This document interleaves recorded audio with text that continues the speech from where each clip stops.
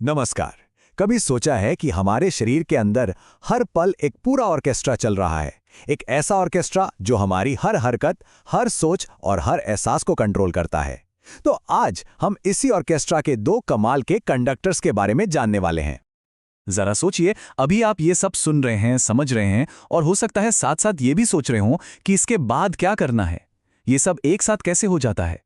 या जब गलती से किसी गर्म चीज को छूते हैं तो हाथ बिजली की तेजी से पीछे कैसे हट जाता है? आखिर इसके पीछे का सिस्टम क्या है? खैर, ये कोई जादू नहीं है, बल्कि ये हमारे शरीर के दो बहुत ही स्मार्ट कंट्रोल सिस्टम्स का कमाल है। ये दोनों सिस्टम्स पर्दे के पीछे रहकर हर पल एक दूसरे के साथ काम करते हैं ताकि सब कुछ बिल्कुल सही तरीके से चलता रहे। तो चलिए इन दो सुपर हीरो सिस्टम से मिलते हैं। पहला है हमारा नर्वस सिस्टम, जो शरीर के सुपर फास्ट इंटरनेट जैसा है, एकदम बिजली की रफ्तार से इलेक्ट्रिकल सिग्नल भेजता है।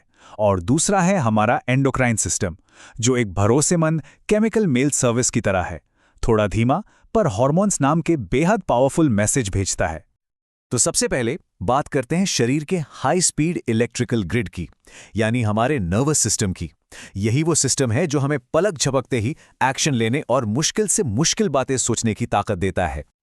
ये सिस्टम एक मल्टीटास्किंग जीनियस है, मतलब यही हमें सोचने, सीखने और याद रखने में मदद करता है।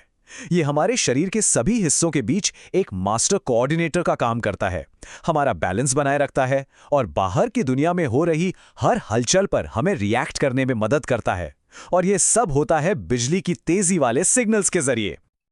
और इस पूरे शानदार नेटवर्क का बॉस कौन है? हमारा कमांड सेंटर, हमारा ब्रेन यानी मस्तिष्क। ये शरीर का सेंट्रल प्रोसेसिंग यूनिट यानी सीपीयू है, जो हर जानकारी को प्रोसेस करता है और सेकंडों में ऑर्डर जारी कर देता है। तो हमारा जो ब्रेन है ना, वो मोटे तौर पर 3 मेन हिस्सों में बटा हुआ है। फोर ब्रेन यानी अग्र मस्तिष्क, जो हमारी सोच को कंट्रोल करता है। मिड ब्रेन यानी मध्य मस्तिष्क, जो जानकारी को आगे पीछे भेजता है। और हाइंड ब्रेन यानी पश्च मस्तिष्क, जो हमारे जिंदा रहने के लिए जरूरी काम संभालता है। हर हिस्से का अपना एक बहुत खास और जरूरी रोल है। फोर ब्रेन का जो सबसे बड़ा और कह सकते हैं सबसे पावरफुल हिस्सा है, वो है सेरिब्रम। असल में यही वो जगह है जो हमें हम बनाती है। हमारी इंटेलिजेंस, हमारी सोच, फ्यूचर प्लानिंग और बोलने की काबिलियत सब यहीं से आती है। यहां तक कि हमारी पर्सनालिटी भी यही तय करता है। और इसी फोर ब्रेन के अंदर छिपा बैठा है हमारा इमोशनल कोर, हाइपोथैलेमस। यही हमारी भूख, प्यास और स्ट्रेस को कंट्रोल करता है।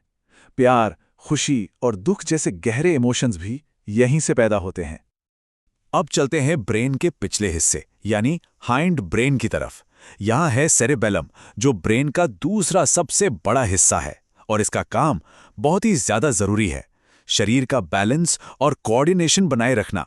सोचिए, अगर ये ना हो तो सीधी लाइन में चलना भी कितना मुश्किल हो जाए। हाइंड ब्रेन में एक और गुमनाम हीरो है, मेडुला ऑब्लोंगाटा।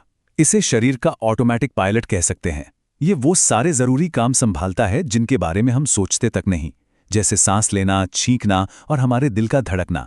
ये हमें बिना हमारी कोशिश के जिंदा रखता है। चलिए अब तेज इलेक्ट्रिकल ग्रिड से हटकर शरीर के वायरलेस कम्युनिकेशन नेटवर्क की बात करते हैं, यानी हमारे हार्मोन्स। ये छोटे छोटे केमिकल मैसेंजर्स हैं जो हमारे खून में घूमते हैं और शरीर के अलग अलग हिस्सों तक जरूरी निर्देश पहुंचाते हैं।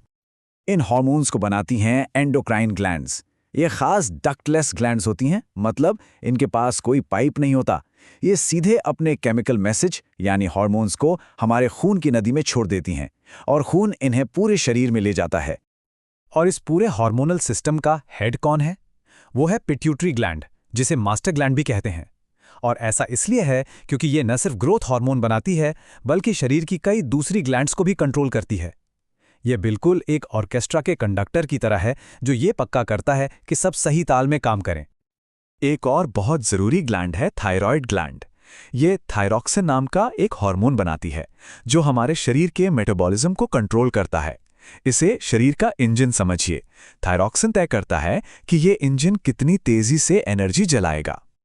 लेकिन रुकिए, कंट्रोल और कोऑर्डिनेशन सिर्फ जानवरों तक ही सीमित नहीं है। पौधे भी अपने आसपास के माहौल पर रिएक्ट करते हैं, पर उनका तरीका हमसे बहुत अलग है। उनके पास ना तो ब्रेन होता है और ना ही नर्वस सिस्टम। तो फिर वो ये करते कैसे हैं? इसका जवाब है हार्मोन्स। पौधे भी हार्मोन्स का इस्तेमाल करते हैं। उनके पास भी अपने केमिकल मैसेंजर्स होते हैं। ऑक्सिन, जिब्रेलिन और साइटोकाइनिन जैसे हार्मोन्स ग्रोथ को बढ़ावा देते हैं, मतलब पौधे को लंबा होने, फल बीज बनाने में मदद करते हैं। वहीं एब्सिसिक एसिड एक तरह से ब्रेक का काम करता है, जो ग्रोथ को रोकता है और पत्तियों के मुरझाने की वजह बनता है। तो यहाँ सबसे जरूरी बात समझने वाली ये है कि चाहे वो एक तेजी से भागता हुआ जानवर हो या एक शांत खड़ा पौधा, दोनों ही अपने माहौल में जिंदा रहने के लिए और उस पर रिएक्ट करने के लिए अंदरूनी मैसेजिंग सिस्टम पर निर्भर करते हैं। एक बिजली के तारों का इस्तेमाल करता है, दूसरा केमिकल डाकिया का, पर दोनों का मकसद एक ही है, कंट्रोल और कोऑर्डिनेशन। तो हमारा शरीर बिजली और केमिकल्स के एक बहुत ही नाजुक बैलेंस पर चलता है। ये बात अपने आप में जिंदगी के बारे में क्या बताती है?